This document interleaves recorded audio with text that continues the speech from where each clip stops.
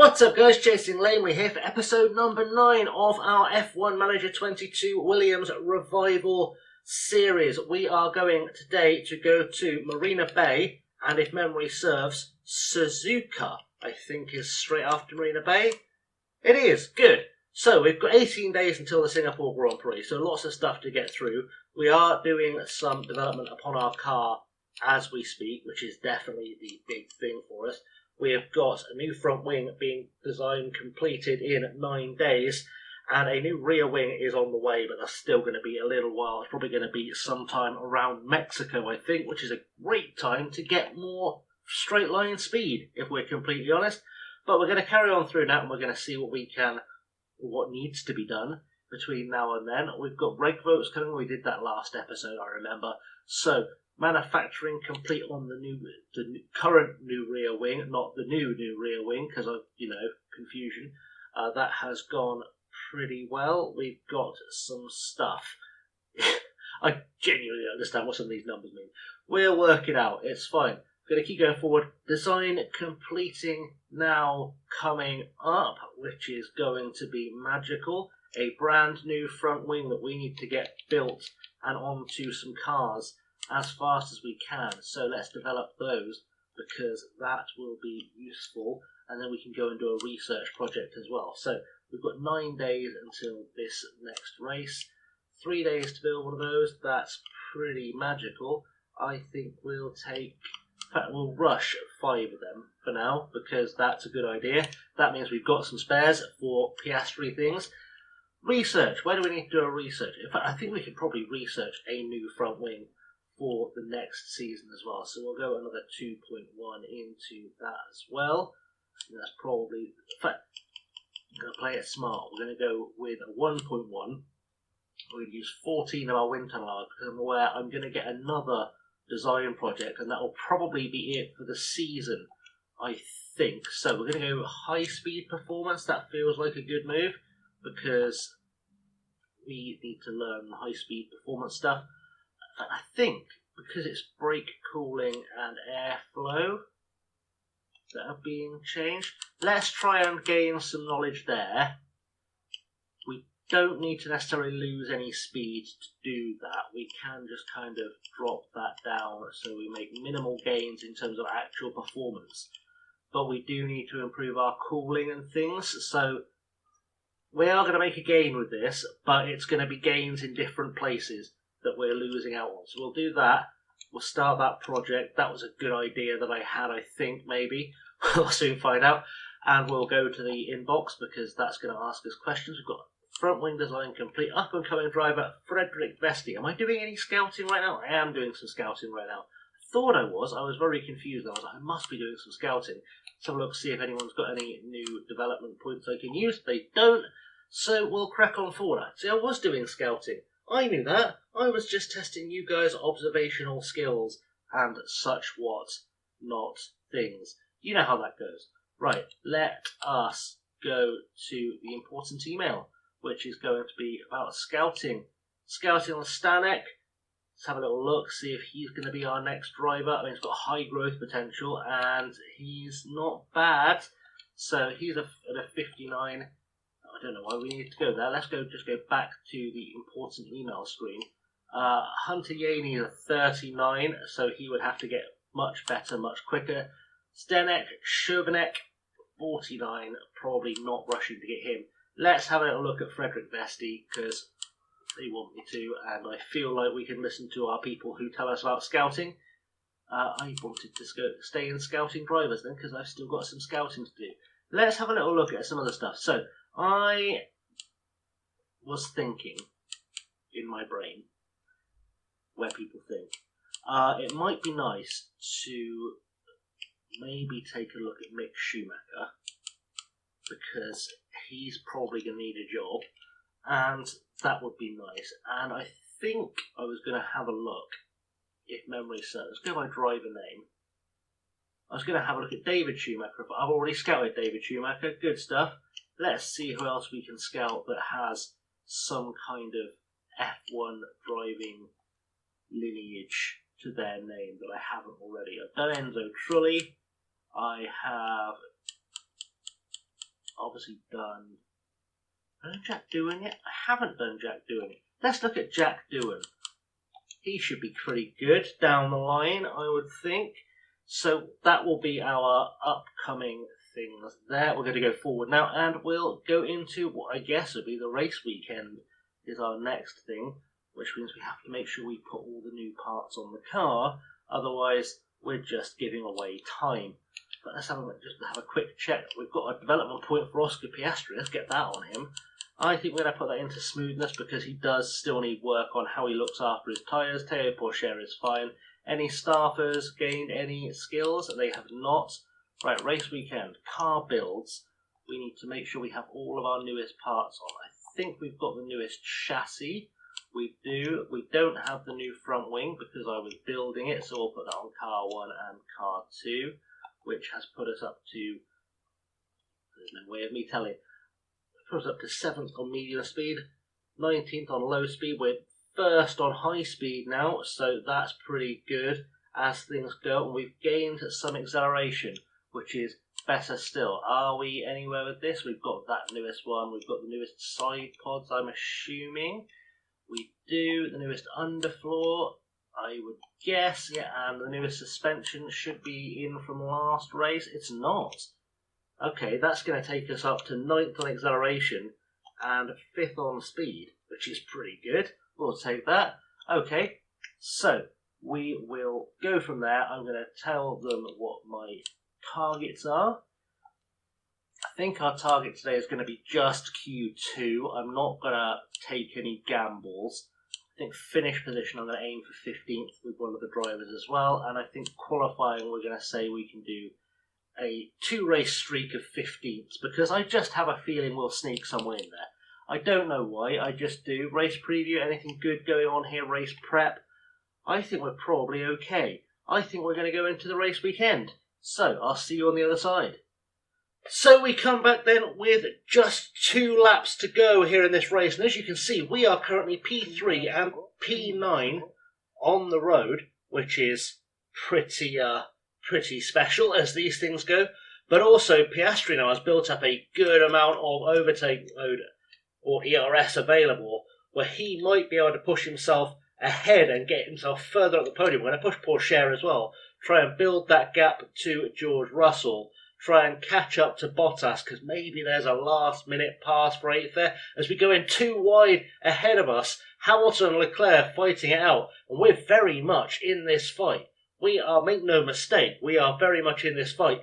The story of this race so far is that we started P16 and P20. Piastri had a crash in Q1 and he crashed in front of Porcher as we overtake Leclerc for 2nd and go chasing after Hamilton with still a little tiny bit of ERS to go. Probably enough to get us through the last couple of laps, you would think. So yeah, we started P16 and P20. We started on the soft tyres. We went to the mediums on lap 24, having got ourselves up into 3rd and 4th. And then a safety car came out with about 14 laps to go as we go into the lead, battling Hamilton side by side, trying to tell you the story of the race. But we're also doing an absolutely cracking job of fighting for a lead with Lewis Hamilton. The safety car came on 14 to go. I brought both guys in for soft tyres. Came out in 14th and 15th, and they've scythed their way through the field off the restart. And we are coming across the line. We're leading into the last lap. And really now we just have to do the big deploy and try and keep ourselves ahead. There is nothing, I have literally no other options here but to try and get something out of this. I'm going to go overtake with Porcher. We'll go and check what's happening with him. He has got himself within DRS of Bottas. He's also got the fastest lap of the race. But as we go to the off-board camera, we can see big pack of cars behind us. Huge pack of cars behind us. Let's go to the behind camera, get a good look at everything that's going on. And Porcher has taken P8. We'll see if we get a replay of that, because that is worth us watching as we just watch the gap build and build and build to Hamilton. We can get ourselves more than a second ahead. We have got this one in the bag, and we have got ourselves more than a second ahead. I think we're going to get any replay of that overtake. We're not going to get to see the overtake, apparently. Wasn't worth our time, so we're being told. But Piastri has just marched off. We're going to go drop that into neutral. It's not going to gain much. But actually, now I'm thinking about that, we can probably push on the fuel to get this one over the line as well. Pourchaire is not going to do much to catch Ocon. You would think he's probably settled in, booked in for an 8th place finish, which is still pretty impressive. But we are about to get Williams' first F1 win in 10 years. This is the first win for Williams since Esteban Gutierrez, I want to say, or Pastor Maldonado it was, 2012 Canadian Grand Prix off the top of my head, and Piastri has crossed the line for his maiden F1 victory. Pourchaire brings it home in 8th, just 2 seconds adrift of the lead pack as well. It's a big lead pack behind Hamilton, and we'll watch the replay of our driver winning. Of course we will.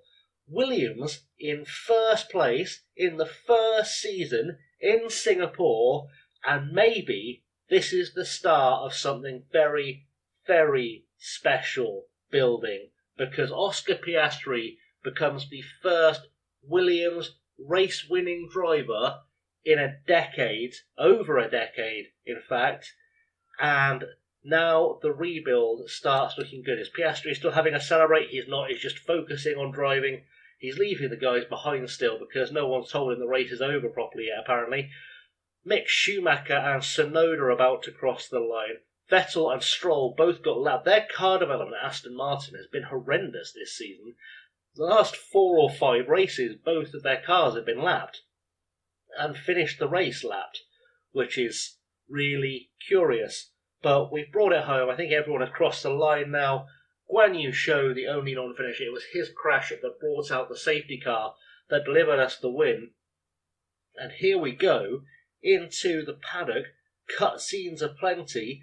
There is your boy, Oscar Piastri, climbing out of his car to celebrate his first win of his F1 career. And everyone said Piastri was a special driver. Piastri, proving he's a special driver, getting a win in his rookie season in a car that started very much back of the pack. Couldn't write fairy tales. Fairy tales could not be written, and if a fairy tale was written like this, you would say it was madness. But there we go. We are 6th in the Constructors. We're going to the Japanese Grand Prix. Are we going to actually see the podium? Because we've seen a lot of drivery cuts, a lot of cutscenes from elsewhere. Are we not? We don't get to see the podium. I feel gypped. I will wake up for it by the fact that we've scored 30 points today, which is a massive haul. Let's see how that affects the drivers. Piastri moves up into 11th in the Drivers' Championship. Théo Pourchaire still in 13th. If he's much clear, he's 10 points clear of K-Mag, which is nice. K-Mag, the hero of Sao Paulo, of course, in real life. And we sit 41 points behind Alfa Romeo, 7 points now ahead of AlphaTauri, which means the fight for 5th could be on. It's unlikely, but it could be on. We could be in a very, very good position going into Suzuka. Piastri picks up a lot of experience points.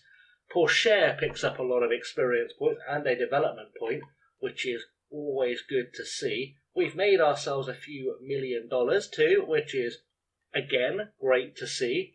And now we go through what is going on in the world of our office, because that's where races are really won, is back at the factory, back at Grove.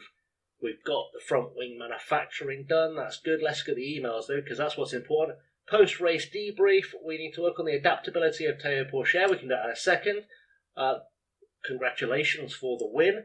We have, after qualifying P18, it was P18 Oscar Piastri qualified, apparently, which means 2 people started behind him with grid penalties. I didn't notice. But he has won the race. 18th to 1st. What a hero. And we have done well. Jack Aitken's contract is ending, so I'm not overly worried by that. Board confidence check-in, high confidence. Financial report, we've got some money.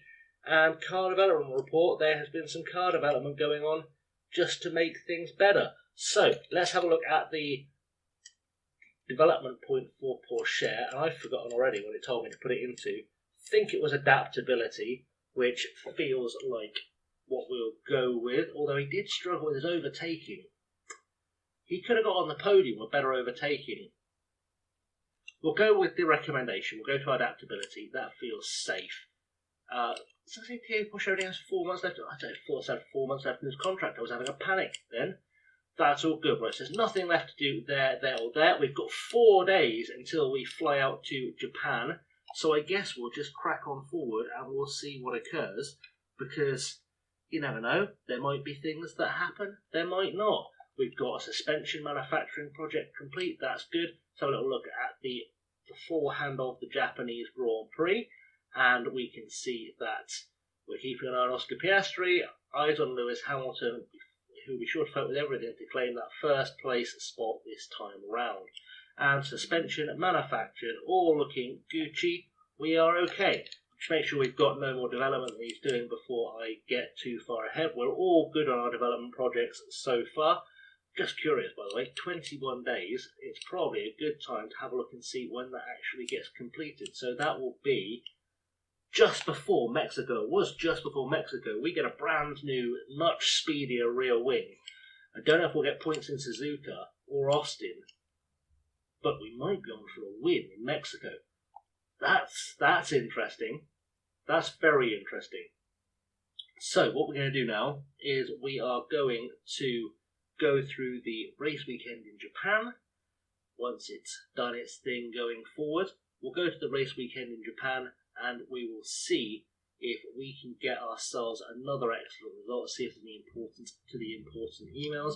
Race prep for the Japanese Grand Prix. In fact, let's have a little look just to see how we stack up for Japan before we get into that, because that's always interesting. So for the Japanese Grand Prix, acceleration is important, high and medium speed is important. High speed cornering is crucial for both.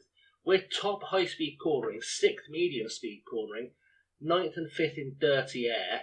Acceleration is the one question mark we have left, really. But could we get a top 6 finish? I don't think it's impossible. Let's set some targets, shall we, for the weekend, because that's always important. We'll set the targets so we can go into the qualifying targets, and we're going to go for a 15th qualifying position and reach Q2 again, because that should have been possible last time, and for some reason we missed out. Well, I say for crashing reasons we missed out. We'll go for a top 15 finishing position. I think we're going to be okay with that. I don't think we're going to miss out too much. So I will rejoin you in a second and we'll see how the Japanese Grand Prix goes. So without putting too fine a point on it, Suzuka was kind of a disaster. Oscar Piastri started in 19th and finished in 15th. I changed an engine part by mistake, so grid penalty. And Théo Pourchaire started in 5th and binned it on the 3rd corner and damaged his front wing. And I didn't have any spare front wings because both Pourchaire and Piastri managed to break front wings in practice. And then to really add insult to injury, Piastri then had a spin and broke his front wing and his rear wing, and it all kind of fell apart. Which is a great place to end the episode. That's what we like to see. So we stay in 11th and 13th in the drivers. We stay in 6th in the constructors. But I think it's safe to say that 5th has gone for us at this point. Piastri gets a development point. Guessing Pourchaire does not. Aitken gets no development points as per usual. We've made $4.5 million. Let's go have a look, see what we can get that. See what we can get that point on. We're going to put the point on Piastri on whichever makes less crashing happen. Literally is my plan. On whichever makes less crashing happen, that is where I'm going to spend that development point we've got for Piastri. So, is it smoothness? Does smoothness affect crashing? No, it doesn't. Adaptability? Not really. Overtaking, defending. I guess we're sticking it into control then. We'll make him more controlled. Anyone else getting any points? Aitken gets a point despite not having driven the car, so we'll stick that into braking just because that's where he's weakest. We'll at least give him a fighting chance of a shot at the F1 grid at some stage. We are going to have to check those. Right, cars is going to be an issue because we are missing a chassis and a front wing. So we're going to manufacture some chassis. because that feels like a good plan. We've got 11 days, so that will get us somewhere. We'll go rushed for 4 of them, just to buy us a spare. And then front wing, I think we're going to have to do some more of these as well. So I guess we'll go rushed and we'll do 5 of those, because that way there's slightly less chance they'll screw it up somehow, I think. Maybe. We hope.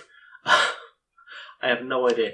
Have a quick check just to make sure before I leave that we've got enough spares for everything else. We're probably going to need some more real wings, because we've been through a few of those this weekend, so we'll get some more of those ready to go on the car. I think that's as far as we can go with development, but I think that's also everything we need. I'm just going to have a quick check. That's looking pretty solid so far. Beautiful stuff. So we'll get those on the cart for the next race. We'll worry about the car builds and whatnot. Anything in the inbox we need to worry about? Probably not. Adaptability on Teo Pourchaire is a worry, but otherwise we're pretty good. So with that, I'm going to leave it there. We'll come back for the USA and for Mexico in the next episode. So do stick around. If you haven't liked and subscribed and all that good stuff already, please do that. But in the meantime, I've been Chasing Lamey. Thank you very much for watching, and I'll see you very soon. Have a good one.